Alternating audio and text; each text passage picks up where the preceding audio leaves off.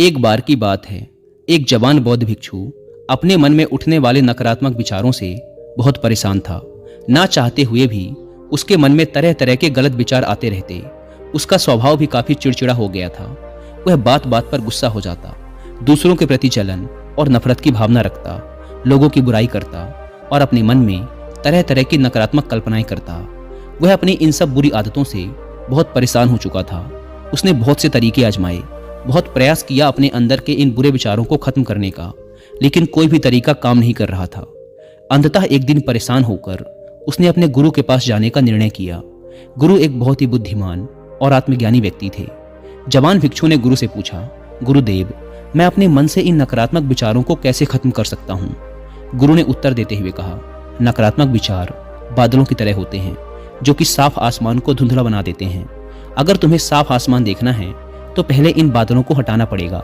ठीक इसी प्रकार अगर तुम अपने दिमाग से नकारात्मक विचारों को खत्म करना चाहते हो तो सबसे पहले तुम्हें इन नकारात्मक विचारों के मूल कारणों को पहचानना और उन्हें नष्ट करना पड़ेगा।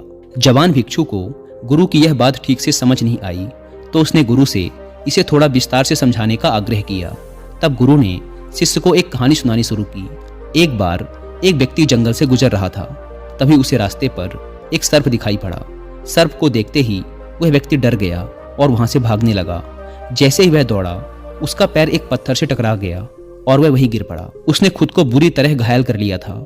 जब वह उठा और पीछे मुड़कर देखा तो पाया कि वहां कोई सर्प नहीं बल्कि सर्प के आकार की एक लकड़ी थी जो कि रास्ते पर पड़ी हुई थी।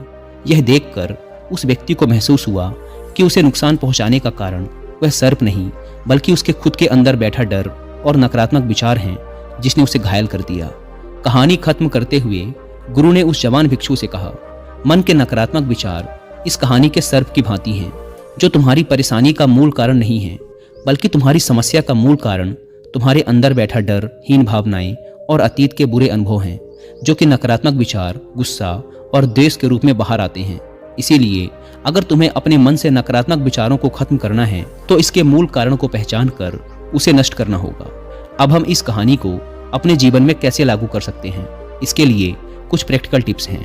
पहला, माइंडफुलनेस यानी जागरूकता का अभ्यास करो। अपने विचारों और भावनाओं के प्रति जागरूक रहो। देखो कि आपके भीतर क्या चल रहा है, आप अपने आसपास की घटनाओं पर क्या प्रतिक्रिया देते हैं। साथ ही मन में उठने वाले हर नकारात्मक विचार के कारण का पता लगाने का प्रयास करो। दूसरा, अपने अतीत की बुरी यादों, बुरी घटनाओं और बुरे अनुभवों को स्वीकार करो और खुद को व दूसरों को माफ कर दो। तीसरा, आभारी रहो।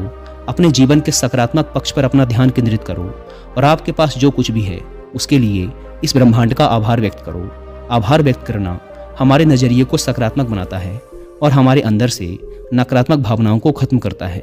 चौथा, दयालु बनो, खुद के प्रति भी और दूसरों के प्रति भी, क्योंकि नकारात्मक विचार अक्सर अंदर ही अंदर खुद की बुराई और तुलना करने से पैदा होते हैं। अपने अंदर दया भावना रखकर हम ज़्यादा सकारात्मक और संतुष्ट जीवन जी सकते हैं। संक्षिप्त में ये कहानी हमें सिखाती है कि नकारात्मक विचार हमारी परेशानी का मूल कारण नहीं है। असल समस्या तो हमारे भीतर गहराई में छुपी हुई है।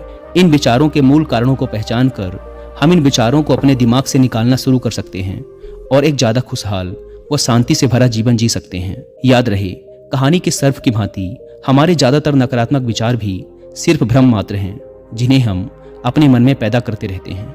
दोस्तों, मैं यहाँ पर आपको कुक एफएम पर ये वाली ऑडियो बुक भी रिकमेंड करूंगा जिसका नाम है 11 दिन सकारात्मकता की ओर। ये ऑडियो बुक एक पॉजिटिव माइंडसेट डेवलप करने में आपकी बहुत हेल्प करेगी और अभी कुक एफएम पर अब तक का सबसे बड़ा ऑफर भी चल रहा है जिसमें आपको इसके मंथली सब्सक्रिप्शन पर मिल रहा है सीधा 70% का ह्यूज डिस्काउंट।